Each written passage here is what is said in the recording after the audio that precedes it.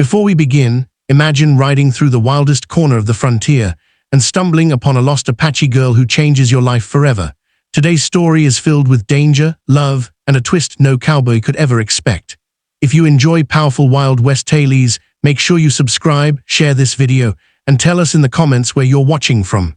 Your support keeps these stories alive. Now settle in, partner, let's get started. The wind rolled low across the barren ridges of Pale Rock Valley as Clint Harlow guided his horse through the fading daylight. Dust rose beneath Whiskey's hooves, and the last touch of sun slipped behind the jagged rocks lining the horizon. Clint had spent most of the day checking the cattle fence along the northern slope, losing track of time the way lonely men living alone often did. The world was quiet, the only sound the steady creak of his saddle leather. Then a sharp, thin cry broke the silence. Clint pulled back the reins instantly. Whiskey stopped, ears twitching, head turning toward the sound. Clint frowned and listened again. The cry came once more, soft, frightened, and unmistakably human. A child's voice. He scanned the brush, the rocks, and the scattered junipers that dotted the slope. No one traveled this land without reason, and children never traveled it alone. Clint nudged Whiskey forward, letting the horse carry him toward the sound with careful steps. As he reached a cluster of boulders, Clint saw movement, small, trembling. He dismounted slowly, boots landing softly on the dusty ground. A little girl was curled beneath a crooked juniper tree, her dress made of worn buckskin, her dark hair braided with beads and tiny feathers, her face streaked with dirt and dried tears. When she saw him, she gasped and pressed herself tighter against the tree, fear shaking her fragile frame. Clint raised both hands, showing he meant no harm. The girl watched him with wide, wary eyes. Her breathing came in shallow, rapid bursts. Clint knelt a few paces away, lowering his voice. He asked if she was hurt, and after a long hesitation, she lifted a trembling hand to her side. Clint saw the faint crust of dried blood beneath the torn fabric, but no serious wound. He opened his canteen and rolled it gently toward her. She hesitated, then picked it up with careful fingers. She drank as if each drop mattered. When she lowered the canteen, she whispered a single word. Nasha, her name, an Apache name. Clint nodded, repeating it softly so she knew he understood. Then he scanned the ground around them, noticing signs of a camp recently abandoned, hoofprints, scattered ash, broken twigs, and hurried footprints. Something had gone wrong, terribly wrong. Clint knew he couldn't leave her here. A child alone in this wilderness was as good as dead. Coyotes, outlaws, the cold night, any one of them would take her before sunrise. He stood and extended his hand. Nasha stared at it, torn between fear and desperation. Slowly, she placed her tiny hand in his. Her skin was cold, her fingers trembling. He lifted her gently and set her on Whiskey's saddle, making sure she was secure before mounting behind her. The ride back to the ranch was slow and careful. Nasha stayed silent, occasionally glancing at him with frightened curiosity. When they reached the small ranch house, she stiffened again, unsure of what waited inside. Clint led her in, lit a lantern, and guided her to the wooden cot near the wall. He cleaned her wound with warm water, wrapping it carefully. She never cried, not once. That silence told Clint more about her life than any words ever could. He cooked a small pot of stew, and the smell alone seemed to soften her fear.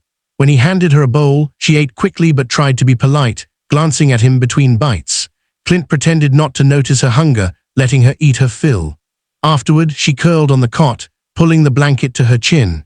She watched him long after she stopped moving, her eyes slowly drooping until sleep finally claimed her. Clint sat by the fire, staring at the flickering flames. He thought of the footprints, the abandoned camp, the desperate fear in Nasha's eyes. Something had scattered her people. He didn't know what, but he knew the West well enough to understand it wasn't good. He leaned back in his chair, heavy with thoughts he couldn't ignore. Tomorrow he would search for answers. Morning came with the quiet chorus of waking birds. Clint stepped outside to feed the horses, only to find Nasha already awake, standing barefoot in the dirt, gently touching the curious chickens clucking around her. She smiled for the first time when one hopped closer, and she whispered a soft Apache phrase Clint couldn't understand. She held up an egg she had found and offered it to him shyly. Clint accepted it with a nod, and her smile grew. As the days passed, Nasha followed Clint everywhere. She watched him repair fences, fetch water, and feed the livestock. She mimicked his movements, tried to help with small tasks, and gradually began speaking a few simple English words. She still woke at night sometimes, crying silently until Clint lit the lantern and assured her she was safe.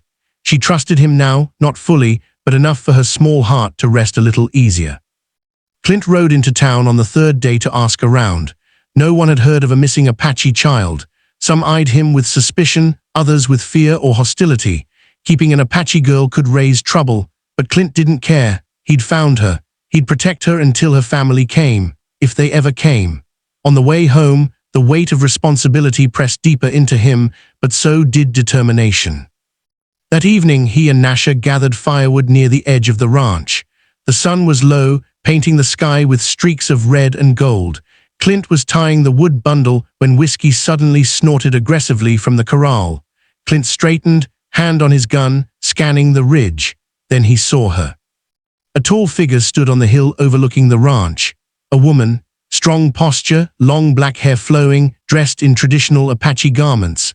Her presence carried power, fearlessness, and pain. Nasha froze, staring at her. Then her voice broke with relief as she cried, "Mother." Yana, Nasha's mother, a force of the land itself. Yana moved down the hill with the grace of someone shaped by the earth itself, her steps silent yet powerful. Nasha ran to her, and Yana dropped to her knees, gathering the child into her arms with a trembling relief that broke through her composed exterior. She pressed her face into her daughter's hair, whispering soft Apache words that sounded like prayers, apologies, and love woven together. Clint watched from a short distance, grateful yet unsure of his place, now that the girl's mother had returned. When Ayana finally lifted her gaze, her eyes were wary but not hostile. She rose slowly, keeping Nasha close as she studied Clint. He introduced himself, voice steady, and explained how he'd found Nasha alone and injured. Ayana's expression tightened at the memory of the attack on their camp. She touched her daughter's bandaged side and nodded. Clint could see gratitude in her eyes, but also caution born from years of surviving on a land that rarely showed mercy. Yana told him in quiet, measured words that raiders had struck their camp in the night. Some of her people were scattered, others taken. She had searched for Nasha relentlessly but feared the worst. The relief of finding her child safe was almost overwhelming, and for a moment her composure cracked before she steadied herself again. Clint told her they were welcome to rest at the ranch for as long as needed. Yana hesitated, then agreed, sensing no deception in his voice. The next days passed slowly, the land warming under the spring sun. Yana and Nasha settled into a rhythm at the ranch. Yana helped with chores, repaired her own clothing with nimble hands, and cooked meals seasoned with herbs Clint had never tasted before.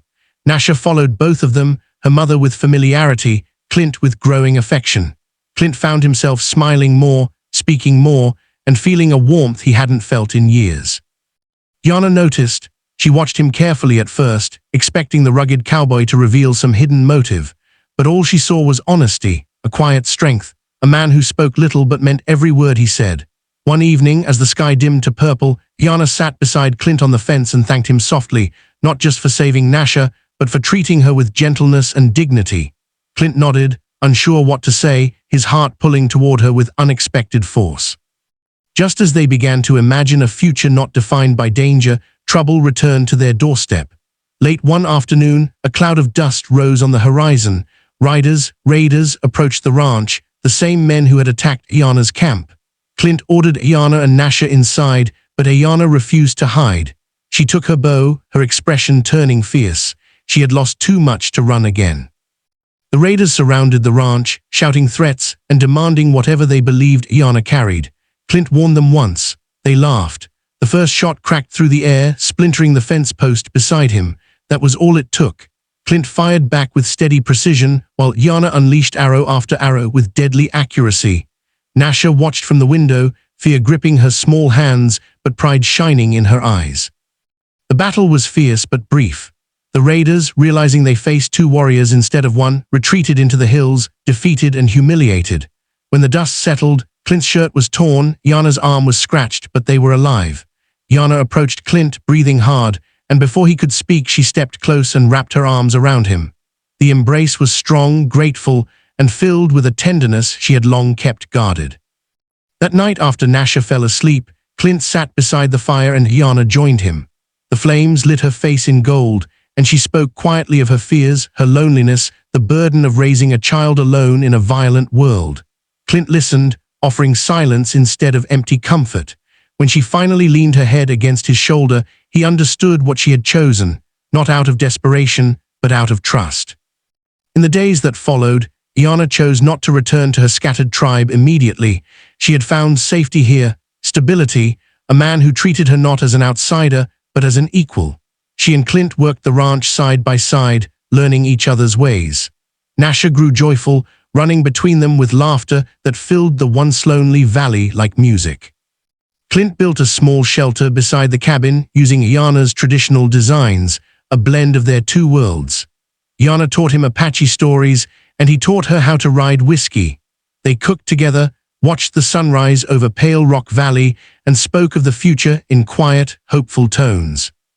One evening, as the warm wind rustled the tall grass, Iana took Clint's hand. Her voice was soft but certain as she told him her heart no longer wandered. It had found its home. Clint felt emotion rise in him, steady, sure, like the land beneath his boots. He told her she had a place here for as long as she wanted, and she smiled, touching his cheek gently. Nasha joined them, slipping her small hand into theirs, completing the circle. The three of them stood together beneath the endless western sky, a little family formed not by blood, but by fate, courage, and unexpected love. The ranch, once silent and empty, now echoed with laughter, warmth, and the promise of a future none of them had ever dared to imagine. And so, in the wild heart of the frontier, a lonely cowboy, a brave Apache woman, and a once stray child built a life the wind itself would remember, proof that even in a world of danger and hardship, love could still take root where no one expected it.